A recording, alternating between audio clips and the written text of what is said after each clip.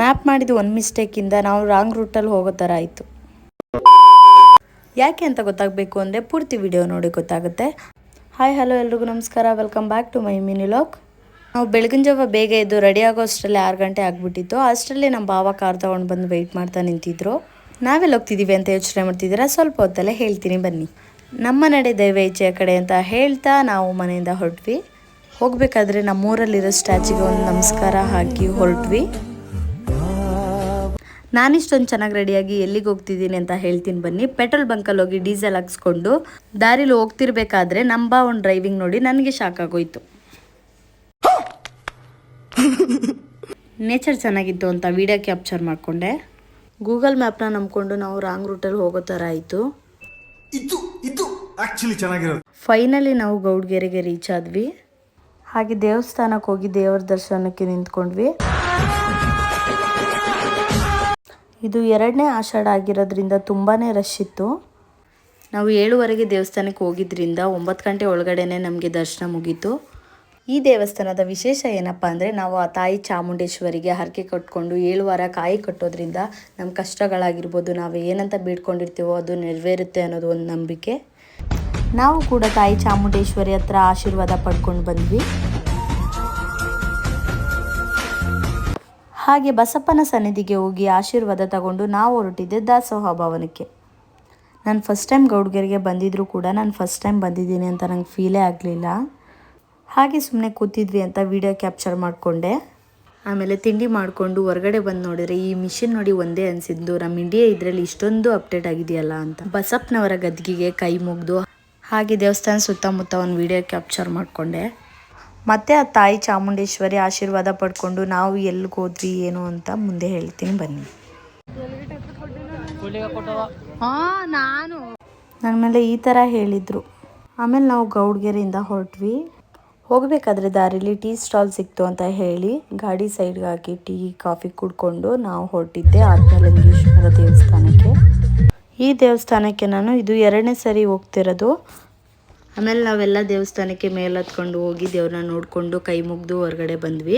ಅಲ್ಲಿ ನೇಚರ್ ಮಾತ್ರ ತುಂಬ ಚೆನ್ನಾಗಿದೆ. ಯಾರಾದರೂ ವಿಸಿಟ್ ಮಾಡಿಲ್ಲ ಅಂದರೆ ಪ್ಲೀಸ್ ಮಸ್ಟ್ ವಿಸಿಟ್ ಪ್ಲೇಸ್ ಅಂತ ಹೇಳ್ಬೋದು.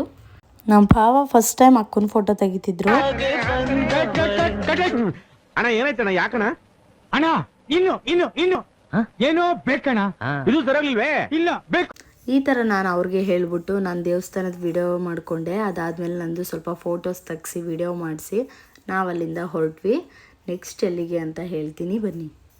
ನೆಕ್ಸ್ಟ್ ನಾವು ಹೊರಟಿದ್ದೆ ಆದಿಶಕ್ತಿ ಮಾರಮ್ಮ ದೇವಸ್ಥಾನಕ್ಕೆ. ಅಲ್ಲಿ ಹೋಗಿ ಪೂಜೆ ಮಾಡಿಸ್ಕೊಂಡು ನಾವೆಲ್ಲ ಅಲ್ಲಿಂದ ಹೊರಟ್ವಿ.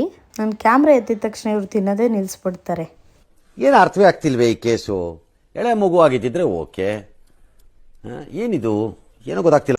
ಅಲ್ಲಿಂದ ಹೊರಡಬೇಕಾದ್ರೆ ಇತಿಹಾಸ ಪ್ರಸಿದ್ಧ ಪಂಚಮುಖಿ ದೇವಾಲಯಗಳಲ್ಲಿ ಒಂದಾದ ಚಕ್ರಾಂಕಿತ ಪ್ರಸನ್ನ ಮೀನಾಕ್ಷಿ ಸೋಮೇಶ್ವರ ದೇವಾಲಯಕ್ಕೆ ಹೋಗಿದ್ವಿ. ಅಲ್ಲಿ ಹೋಗಿ ಪೂಜೆ ಮಾಡಿಸ್ಕೊಂಡು ಅಲ್ಲಿಂದ ಬರಬೇಕಾದ್ರೆ ಹಾಗೂ ಮತ್ತೊಂದು ಪಂಚಮುಖಿ ದೇವಾಲಯಗಳಲ್ಲಿ ಒಂದಾದ ಶ್ರೀ ಜಗನ್ಮೋಹನ ರಂಗನಾಥ ಸ್ವಾಮಿ ದೇವಾಲಯಕ್ಕೆ ಹೋಗಿದ್ವಿ.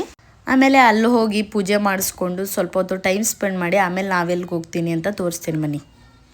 ಇದೆಲ್ಲ ಮುಗಿಸ್ಕೊಂಡು ನಾವು ಹೊರಟಿದ್ದೆ ಕೊಳ್ಳೇಗಾಲದಲ್ಲಿರೋ ಮರಡಿ ಗುಡ್ಡಕ್ಕೆ. ಹಳ್ಳಿ ಕಡೆ ಎಲ್ಲ ಇದನ್ನ ಮಂಡಿ ಗುಡ್ಡ ಅಂತ ಕರೀತಾರೆ.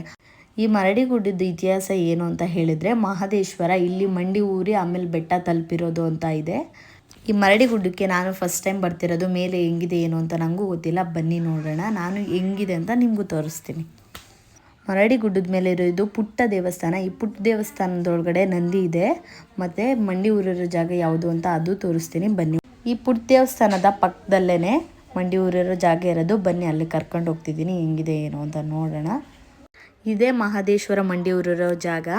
ಯಾರ್ಯಾರು ವಿಸಿಟ್ ಮಾಡಿಲ್ಲ ಬಂದು ವಿಸಿಟ್ ಮಾಡಿ. ಹಾಗೆ ಈ ವಿಡಿಯೋನ ಕೊಳ್ಳೇಗಾಲದವ್ರು ಯಾರ್ಯಾರು ನೋಡ್ತಿದ್ದೀರಾ ಅವರು ಕಮೆಂಟ್ ಮಾಡಿ. ಆಮೇಲೆ ಮರಡಿ ಗುಡ್ಡದಿಂದ ನಾವು ಹೊರಗಡೆ ಬಂದು ಅಲ್ಲಿಂದ ಏನಾದರೂ ತಿನ್ಕೊಂಡು ಹೋಗೋಣ ಅಂತ ಹೇಳಿ ಆಮೇಲೆ ನಾವು ಹೊರಟಿದ್ದೆ ಜ್ಯೂಸ್ ವರ್ಲ್ಡ್ಗೆ. ಯಾಕಂದರೆ ತುಂಬ ಸುತ್ತಾಡಿದ್ರಿಂದ ಸ್ವಲ್ಪ ಕೂಲ್ ಆಗಲಿ ಅಂತ. ಅಲ್ಲಿ ನಮ್ಗೆ ಏನು ಬೇಕೋ ಅದನ್ನ ತಿನ್ಕೊಂಡು ನಾವು ಹೊರಟಿದ್ದೆ ಮನೆ ಕಡೆಗೆ. ಆಮೇಲೆ ನಾವು ಕೊಳ್ಳೇಗಾಲಕ್ಕೆ ಬಾ ಹೇಳ್ತಾ ನಮ್ಮೂರ ಕಡೆ ಹೊರಟ್ವಿ. ನಮ್ಮೂರಿಗೆ ಎಂಟ್ರಿ ಆಗ್ತಿದ್ದಂಗೆ ನಮಗೊಂದು ಎನರ್ಜಿ ಬರುತ್ತೆ. ಯಾಕೆ ಅಂದರೆ ಅಲ್ಲಿ ನಮ್ಮ ಭಗೀರಥ ಸ್ಟ್ಯಾಚು ಇದೆ, ಅದಕ್ಕೋಸ್ಕರ.